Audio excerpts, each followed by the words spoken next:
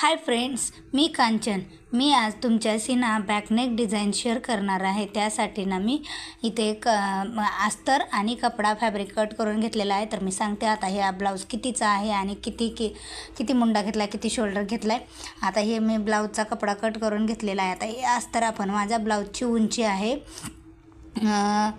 13. तर मी 1 इंच वाढवून घेतले. अशा प्रकारे मी 14 उंचीचा ब्लाऊज कट करून घेतलेला आहे. आणि छातीचा छाती ही 36ची आहे. 36चा चौथा भाग येतो 9 चौक 36 होतं. 9 आणि 1.5 इंच मार्जिन घेतलेला आहे. मुंडा हा 6 घेतलेला आहे. गळा रुंदी आणि शोल्डर दोन्ही मिळून मी 5.5 घेतलेला आहे. अशा प्रकारे आता अडीच इंचावरती मी गळ्याची रुंदी टाकणार आहे. आणि उंची ही माझ्या क्लायंटची 10 पूर्ण गळ्याची उंची आहे. अशा प्रकारे मी पूर्ण गळा आणि शोल्डर वगैरे करून कट करून घेतलेला आहे. आता मी इथं ना कॅनव्हासचा यूज करणार आहे, कारण बॅकनेक डिझाईनला मी कॅनव्हासचा यूज करून बॅकनेक डिझाईन करणार आहे. त्यासाठी ना मी 11 इंचाचा असा डबल फोल्ड करून 11 इंच घेतलेला आहे कॅनव्हास, आणि रुंदी त्याची 5 इंच घेतलेली आहे. अशा प्रकारे मी 2.5 इंचावरती गळ्याची उंची रुंदी ड्रॉ करून उंची वगैरे 10.5 इंचावरती ड्रॉ करून घेतलेली आहे. अशा प्रकारे मी थोडासा हाफ सर्कलचा पॅच कट करून घेतलेला आहे. तो पॅच असा ठेवायचा आणि पूर्ण आपल्या गळ्यावरती असं ड्रॉईंग करून घ्यायची आहे. तुम्हाला चॉकची मार्किंग दिसत आहे की नाही हे माहिती नाही, पण थोडंसं झूम करून बघा. अशा प्रकारे मी हाफ सर्कलचे पूर्ण डिझाईन करून घेतलेली आहे. आता ते कट करून घ्यायचे. अशा प्रकारे पूर्ण कॅनव्हास पेपरला आपण हाफ सर्कलची डिझाईन करून घेतलेली आहे ना, ते पूर्ण कट करून घ्यायचे आहे. आणि हा पेपर पेस्टिंग आपल्याला आता कपड्यावरती ठेवून घ्यायचा आहे. अशा प्रकारे ना पूर्ण गळ्याची डिझाईन करून झालेली आहे. अशा प्रकारे कपड्यावरती लावून घ्यायचं आहे. त्याला पिनअप वगैरे करून घ्यायचं आहे. पिनअप करून घ्यायचं आहे, म्हणजे ते पेपर हलणार नाही स्टिचिंग वगैरे करताना.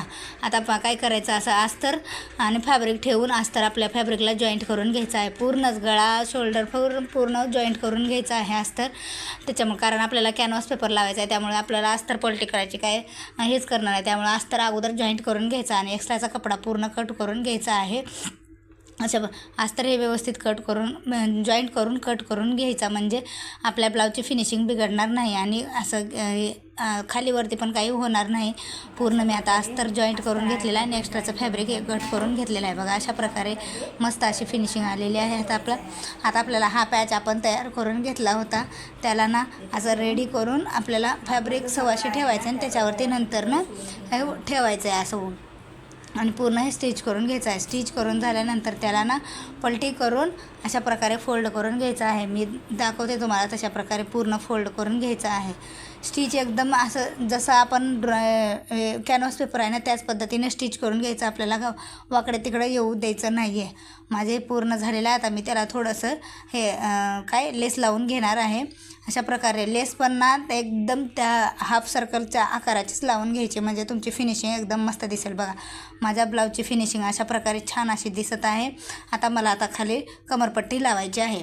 कमरपट्टी लावून झाल्यानंतर आपल्याला पाठीमागं टक्स टाकून घ्यायचे आणि मग कमरपट्टी लावायची. कमरपट्टी 1 इंचाची 1.25 इंचाची कट करून घ्यायची आहे, म्हणजे आपल्याला फोल्ड वगैरे करताना काही प्रॉब्लेम येणार नाही.